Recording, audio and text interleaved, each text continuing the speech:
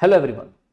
महज कुछ ही दिन पुरानी बात है जब सब लोग बहुत जॉयफुलनेस के साथ, बहुत ज़्यादा एक्साइटमेंट के साथ, महज अगर बात करें तो करीब 25-30 दिन पुरानी, सब लोग न्यू ईयर्स ईव को सेलिब्रेट कर रहे थे।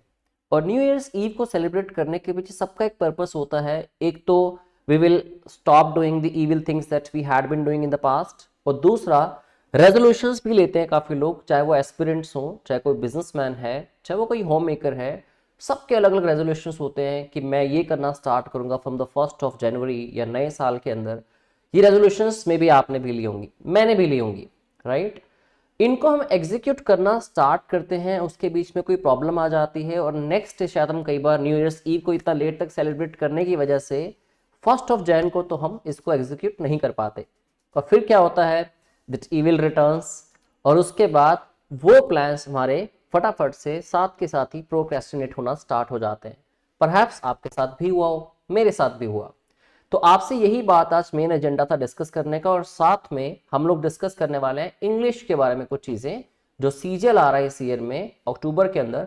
उसके लिए क्या प्लान हो हमारा, हमारी जो रेजोल्यूशंस थी क्या हम भूल तो नहीं रहे, और क्या उसके लिए हमने एक स्ट्रेटेजिक प्लान बनाया है, राइट।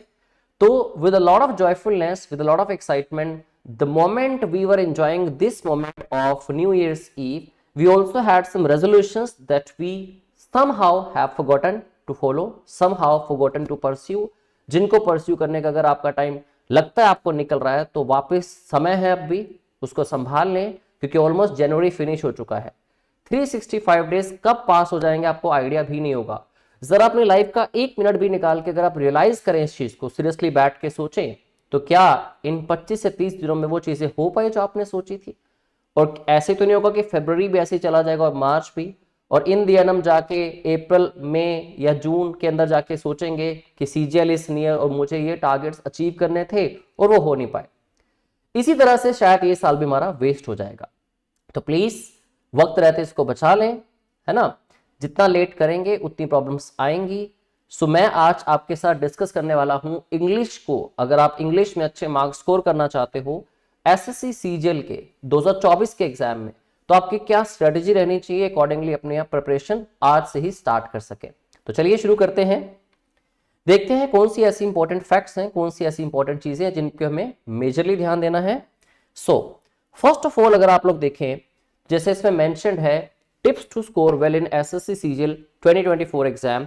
सबसे पहली और सबसे इंपॉर्टेंट चीज आपको अपनी इंप्रूव करनी है इंग्लिश ग्रामर, क्योंकि सब स्टूडेंट्स जानते हैं कि ग्रामर में से बहुत से इंपॉर्टेंट क्वेश्चंस निकल के आते हैं। सपोज एक्टिव पैसिव वॉइस के या पैसिव टू एक्टिव आप कह लो, डायरेक्ट आपके पास क्वेश्चंस आते हैं प्रीलिम्स के अंदर, टीयर 1 के अंदर भी और आपके टीयर 2 के अंदर भी।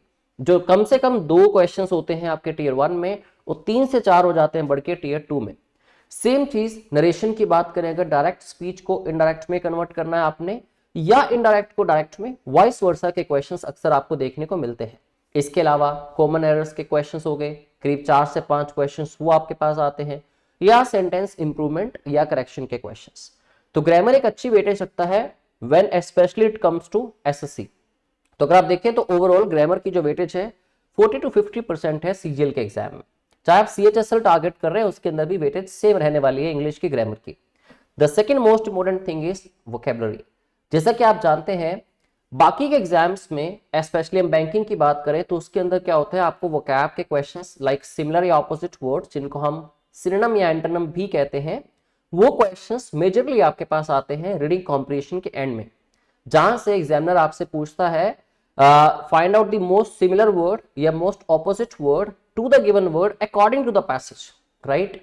लेकिन इंडिविजुअली अलग से आपसे वो कैप नहीं पूछी जाती। लेकिन ये फायदा आपको दोस्तों मिलता है एसएससी एग्जाम्स में, जहां आपके पास 2 क्वेश्चन एटलीस्ट सिनोनिम एंटोनिम के, 1 से 2 क्वेश्चन वन वर्ड के, या फिर इडियम्स और फ्रेजेस के क्वेश्चंस आते हैं इंक्लूडिंग फ्रेजल वर्ब्स। तो आप इस पे अपनी अच्छी पकड़ बना सकते हैं। अगर आपको इसके लिए कोई भी तरह की हेल्प चाहिए हो तो आप कमेंट बॉक्स में बता सकते हो। चाहे इंपॉर्टेंट वोकेबलरी आप लोगों को चाहिए जिसमें इंपॉर्टेंट वन वर्ड सब्स्टिट्यूट्स चाहिए जो प्रीवियस ईयर के हैं, चाहे इंपॉर्टेंट इडियम फ्रेजेस हो, और चाहे इंग्लिश ग्रामर के क्वेश्चंस हो। Third most important thing is reading comprehension skills. अब आपकी कॉग्निटिव एबिलिटी जो है, या आपकी रीडिंग स्किल्स कह लो या आपकी कॉम्प्रिहेंसिव स्किल्स कह लो, जिसमें आपको दोस्तों पता है कि एक कॉम्प्रिहेंशन अराउंड एटलीस्ट 5 मार्क्स का, 5 क्वेश्चंस 10 मार्क्स का, और हर बार सीजन ने लास्ट ईयर भी, उससे लास्ट ईयर भी एक क्लोज टेस्ट की टास्क हमेशा पूछी है। अब क्लोज टेस्ट के टास्क में क्या होता है कि आपको एक पैराग्राफ के अंदर कुछ वर्ड्स फिलअप करने होते हैं, राइट।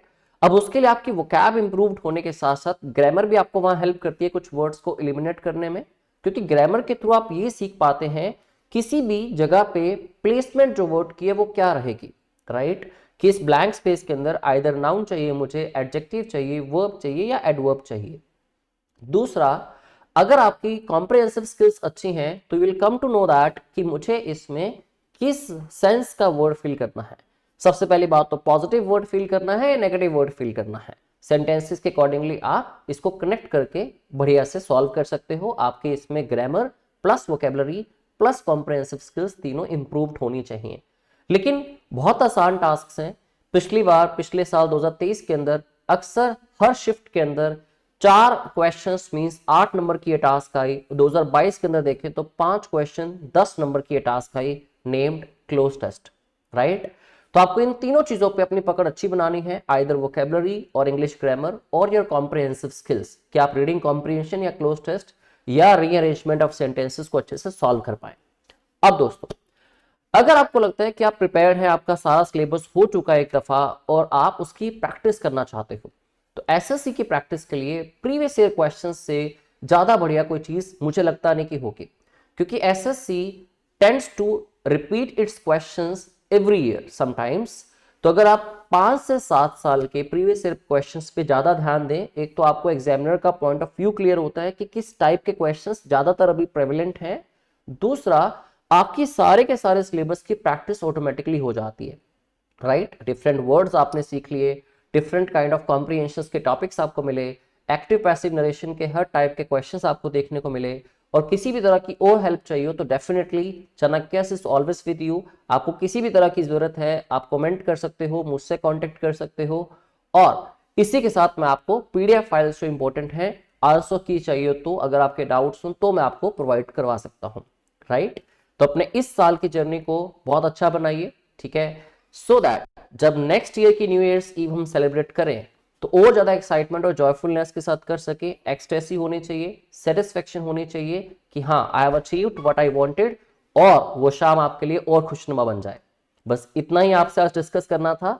अपने ड्रीम्स को, अपने रेजोल्यूशंस को मत भूलिए, उनको कंटिन्यू कीजिए, परस्यू कीजिए, और डेफिनेटली आप इस साल का सीजीएल एग्जाम क्लियर कर सकते हैं बड़े अच्छे नंबर्स के साथ, right. So I wish you all the best और जल्दी मुलाकात होगी आपसे। तब तक अपना ख्याल रखिए। शब्बा खैर।